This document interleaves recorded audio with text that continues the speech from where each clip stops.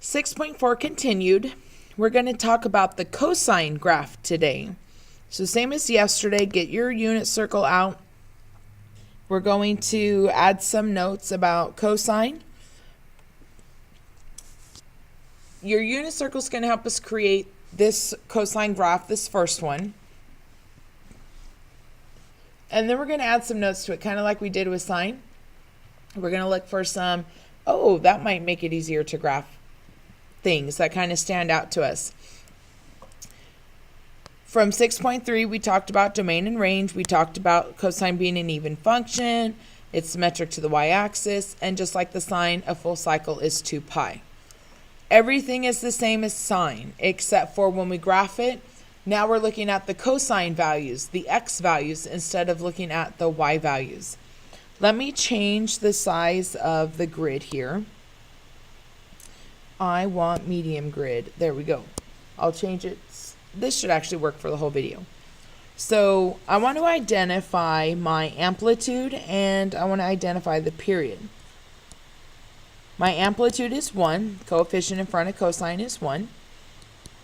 My period, since my coefficient is 1, is 2 pi. So I'm not going to get too much into that since we did that extensively with the cosine graph. So now look at your unit circle. So I'm going to label this. Remember, just like yesterday, 1, 2, 3, 4 is 2 pi. Here's pi. Pi over 2. 3 pi over 2. And then on the other side, we have the negatives. So negative pi over 2. Negative pi. Negative 3 pi over 2. And negative 2 pi. So, unit circle. What is the cosine at 0? At 0 radians, find the cosine, the x value. We're at 1. Now find the cosine at pi over 2. 0. Cosine at pi, negative 1. Cosine at 3 pi over 2, 0. Cosine at 2 pi is back to 1. That is one cycle, and this is not a V. Symmetric to the y-axis, this is so much easier to graph than the sine. We just reflect it over. So here, here, here, and here. Symmetric to the y-axis. This is not,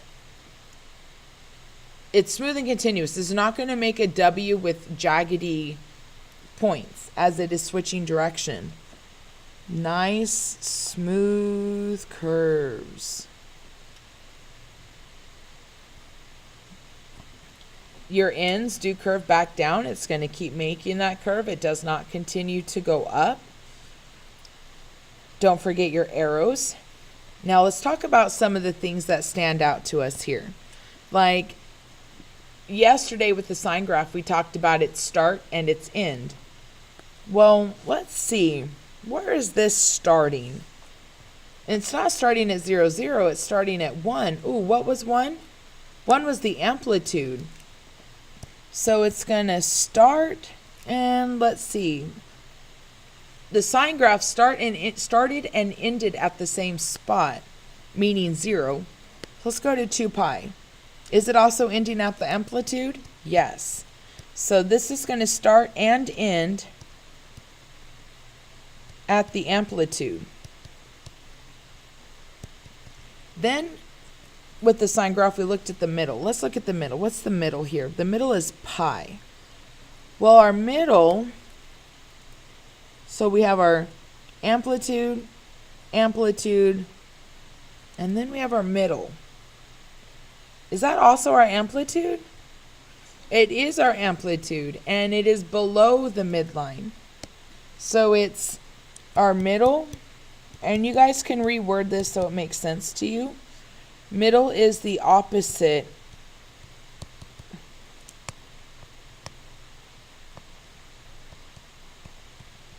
side of midline.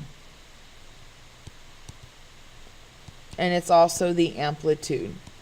So it's the opposite side of the midline. So if my amplitude was 7, the middle would be -7. opposite side. Okay, let's see. So in the sine graph, we had broken it up into the beginning, the end, and the middle. We've kind of done the same thing here. But then the middles, well, here, what are the middle of the middles? These middle of the middles are your zeros, where the sine graph, those were your amplitude. So things have switched here. What was the zeros in sine are the amplitude and cosine. What were the amplitude and sine are now the zeros and cosine. So it's, let's see, the middle of middles are the two zeros. Sorry, I suck at writing the word zero. So the middle of the middles are the two zeros. That's going to make your life a lot easier when we are graphing these cosine graphs. And we will be doing extra examples in class as well. So let's go ahead and start with this first example, I think.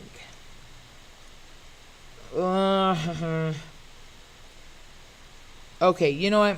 It's a good one to start with just so that you guys see a graph of a period that's not easily broke into halves and then quarters. So let's start with our amplitude. Our amplitude is 2. Our period is 2 pi. Our omega is 3, so 2 pi over 3. So now let's label our graph. 1, 2, 3, 4. There's 2 pi.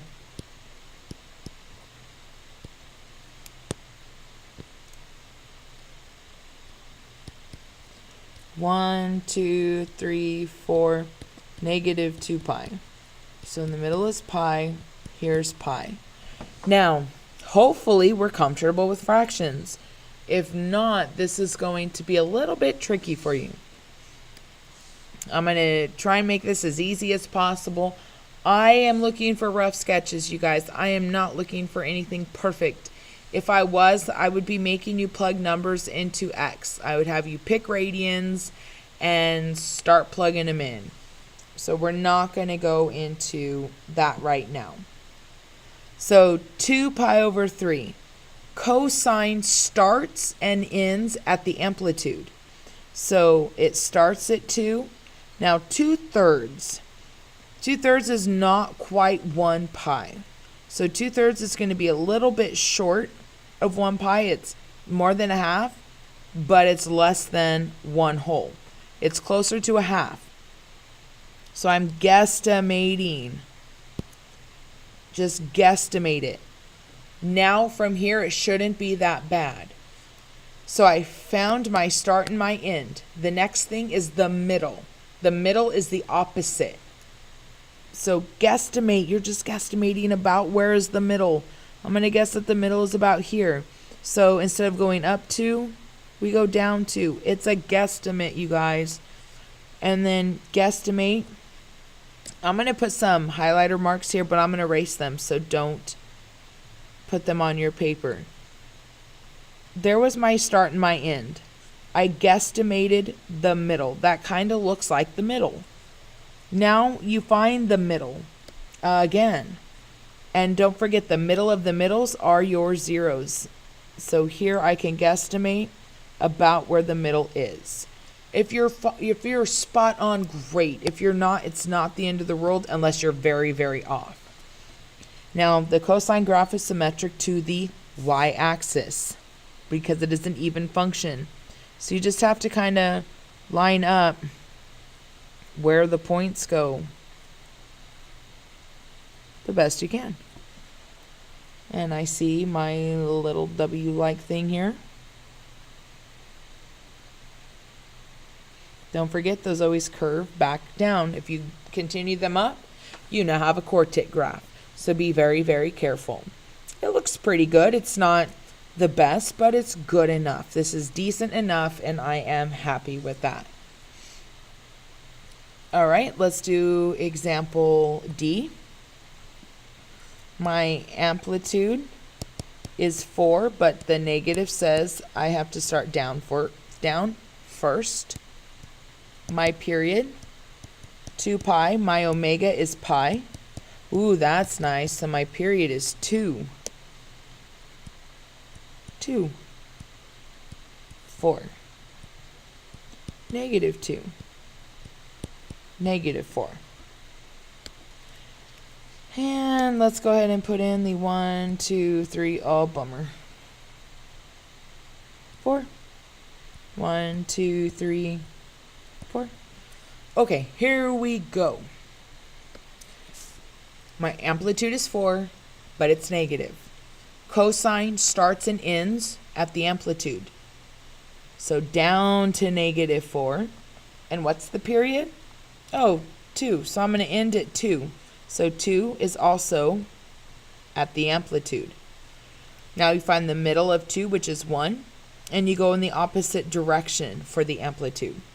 So I can see the curve going here. Now you find the middle, and if you need to use highlighter, make it really light, please. But we really need to be able to see that there's an imaginary line running through here. It's right here. So the middle is here, and the middle is here. I'm going to continue this. I'm going to put 4 cycles on this graph. So the next one, going from 2 to 4, because the period is 2. And then the middle, and then the middle of the middles. And then I'm going to mirror these on the other side. Take your time. Please don't rush through this.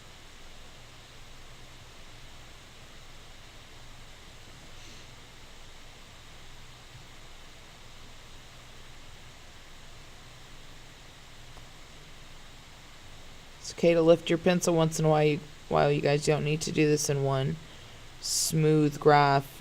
As far as I can't lift my pencil, I'm lifting mine quite a bit. And then make sure you curve it going back up. Don't keep it going down. It's not going to go past that amplitude. Be very, very careful. All right, so that's the cosine graph. Okay, now let's wrap up this section with example 3. Now in example 3 we're not graphing. Example 3 is, here's the amplitude, here's the period, let's write the equation. When we are writing the equation, you will use the sine graph. We use the sine graph because it's just a shift of the cosine graph. The sine graph is what we will be dealing with the most. So we don't know if this is sine. We don't know if this is cosine. So we're just going to go with this as a sine graph because it starts at 0, 0. Amplitude. Your amplitude is 7, but when we write the amplitude, it's always positive. It could have started as a negative. So you will have to use plus or minus 7 because it could be positive, it could be negative. We don't know. So we use plus or minus. Then it's sine. What we need to find is omega. So you're given the period, and we need to remember period equals 2 pi over omega. So I could plug in for the period. So this is going to be 2 pi equals 2 pi over omega. And you can use some mental math. If I want to get 2 pi, what does omega need to be? Here, my omega needs to be 1. So this ends up being 1x. There's my equation. That one was pretty simple. I move to the next one. Plus or minus the amplitude, which is 3. Then it's sine. Now we need to find omega x. So we need to find omega. So my period is 3, and it came from 2 pi over omega. So I'm going to multiply both sides by omega. I want to cancel my fraction. So I have 3 omega equals 2 pi. Now we're solving for omega, so I'm going to divide by 3. There's omega. 2 pi over 3, and then x. Don't overthink these, you guys. They're not that bad. After doing all those graphs, this is relatively easy, but we will also spend some more time on this in class, and we will extensively talk about the cosine graph in class tomorrow. I hope this helped. Any questions, please be ready with those tomorrow or the next day. As we are getting ready to move on to secant and cosecant, you need to have these down. If you can't graph sine and cosine, you will not be able to graph secant and cosecant. So definitely take the time to do those. And I will see you in class.